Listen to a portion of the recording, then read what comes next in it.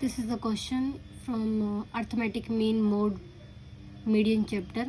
हमें मतलब measure of central tendency is a chapter name. हमें यहाँ पे क्या करना है, मतलब एक डाटा दे रखा है कि नंबर ऑफ एक 2 फैक्ट्रीज है, फैक्ट्री ए फैक्ट्री बी. जो वेजेस अर्नर है, number of wages earner factory A के कितने हैं 250 और उसके फैक्ट्री बी के 200. जो एवरेज डेली वेजेस है वो कितना है ₹2 और इसका 2.5. ठीक है, तो हमें ये बताना है कि कौन सी फैक्ट्री जो है ज़्यादा पे कर रही है. तो अमाउंट पेड बाई फैक्ट्री ए कितना है, कितने वर्कर है, कितने अर्नर है यहाँ पे 250. तो 250 इंटू और एवरेज कितनी है 2 है, तो टोटल कितना आ जाएगा 500 रुपये. और अगर बात करें हैं हम amount paid by factory B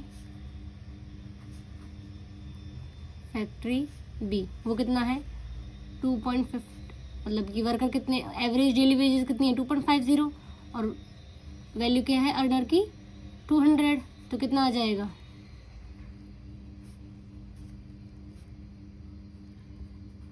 500. तो जो दोनों फैक्ट्री वो कितना पे कर रही हैं, इक्वल पे कर रही हैं.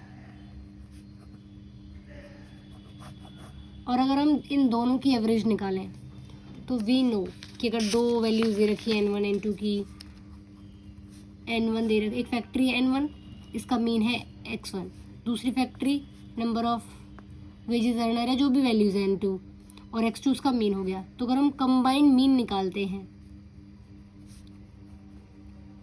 हमें यहाँ पे कंबाइंड एवरेज डेली वेजेस निकालना है इसका, तो क्या आएगा इसका formula N1 X1 plus N2 X2 upon N1 plus N2. N1 की वैल्यू क्या है यहाँ पे 250 और X1 2, N2 की वैल्यू 200, X2 की value 2.50.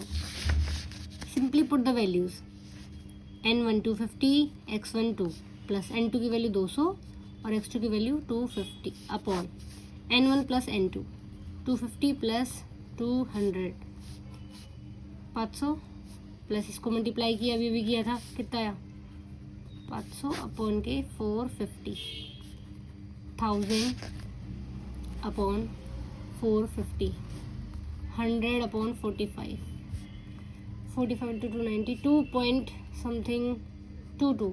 This is the answer. जब भी हमें कंबाइंड निकालना हो तो हमें ये चाहिए होता है, अगर 3 भी होते तो N3 आ जाता, उसका एवरेज मीन आ जाता था. N2 X2 है, N3 X3 होता तो हम सिंपली 3 को ऐड कर देते. ओके.